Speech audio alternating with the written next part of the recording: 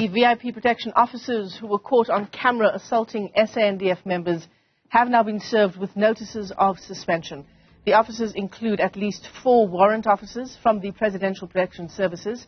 They were caught on camera brutally assaulting motorists and passengers over the weekend. Let's get you the latest on the story. Bring in the SAPS spokesperson, Athlenda Mathe, yet again. Athlenda, great to talk to you again this morning. Thanks for joining us.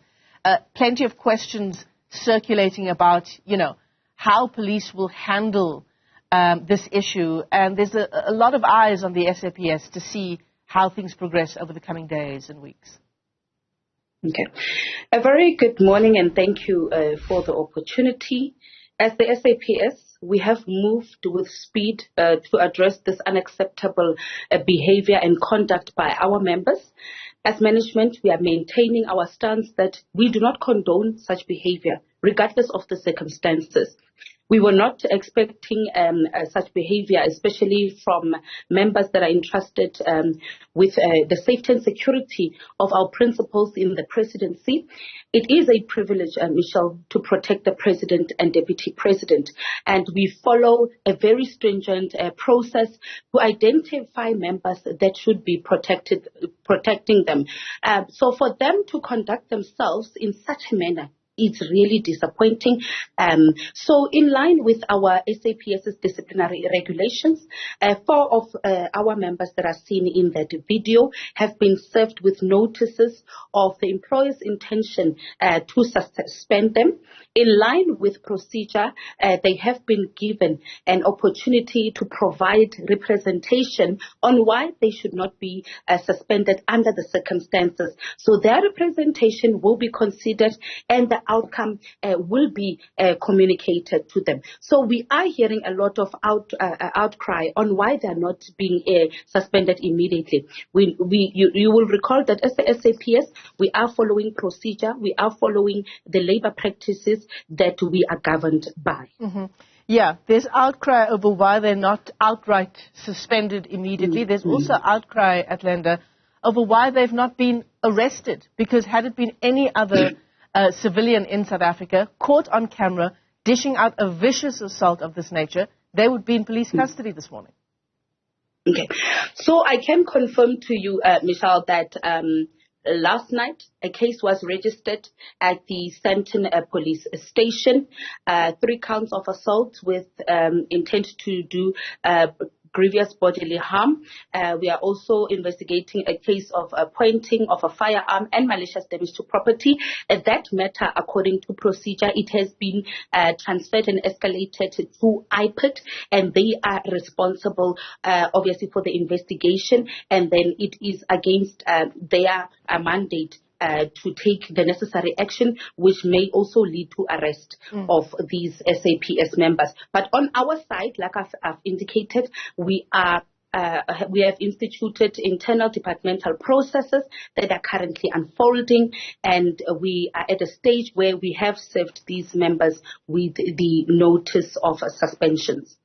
All right. I'm glad you brought up the issue of IPID, because there's some interesting numbers in the Sowetan newspaper this morning. I don't know if you've had a chance to take a look at it yet, but IPID pointing out that officers found guilty of serious crimes often get a slap on the wrist. In fact, no action taken against a third of officers who were referred for disciplinary processes like the ones you are outlining, Athlenda. In the 2021-22 financial year, 155 out of more than 470 cases referred to the SAPS were never acted upon. Serious crimes like rape getting a written warning. Well, I have not seen that particular report, but we do have confidence with the measures that we've put in place to deal decisively with members that are found to be on the wrong side of the law. We've got our division, inspectorate division, that is constantly investigating conduct of our members and service delivery related complaints against our members. We also have our SAPS anti-corruption unit that has been established and that looks at members that are found to be on the wrong side of the law. Yes, indeed, in that particular financial year, 47 of the members that were found on the wrong side of the law, they were dismissed from the service. So it's not that we are not taking action. Some investigations take time. Athlenda, let me ask you this. The investigations 47 out of how many? I think that's the important caveat here.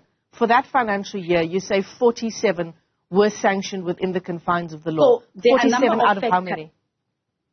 There are a number of factors that would obviously play a role in terms of the discipline of members and when members are found guilty. We are following the processes, the HR labor practices that we are governed by.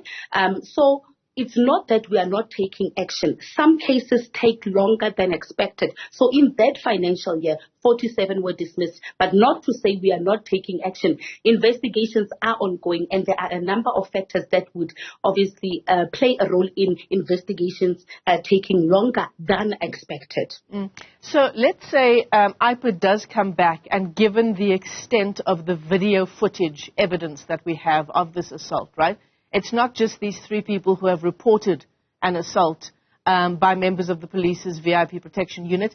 We have video evidence. So what kind of sanction might they face here?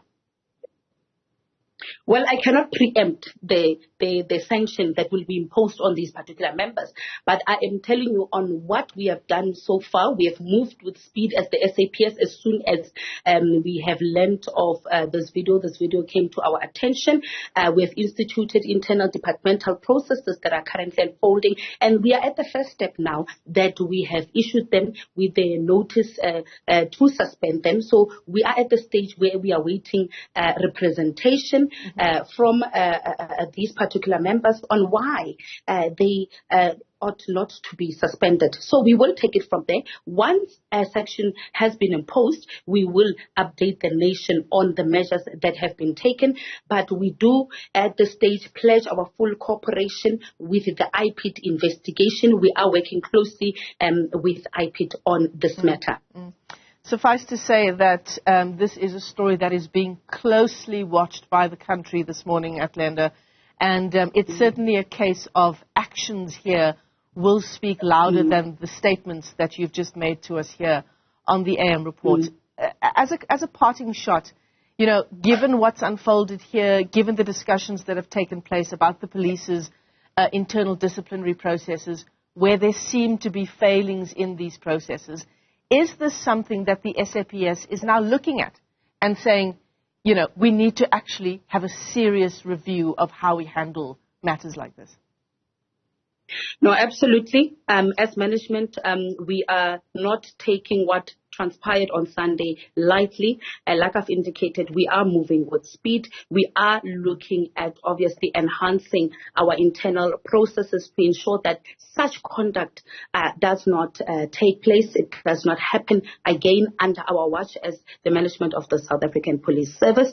And we are saying there is a big difference between enforcing the law and manhandling and assaulting members of the public. We are saying if indeed the motorist was on the wrong side of the law, what could have happened is that the members should have treated the situation better. They should have called for backup to arrest these particular the victims or members of the public that were found on the wrong side of the law. But assaulting them, that was not the correct approach, and we stand by this. We are not going to defend unacceptable behavior as the SAPS. We've got a zero tolerance approach against wrongdoing and corruption within our ranks, and as soon as it comes to our attention as the SAPS, we deal decisively with this kind of conduct without fear and favor. SAPS spokesperson Athlenda Mathe, let me thank you for your time this morning. It is one of the big developing stories we're tracking for you. We now know, according to Athlenda, that a case has been opened at Sandton Police Station with a number of charges, including 3 counts of assault GBH in connection with this case. Big story that we're tracking. We also know that the officers involved have been issued with notices of suspension, which we're being told is the first step in the process that will now unfold.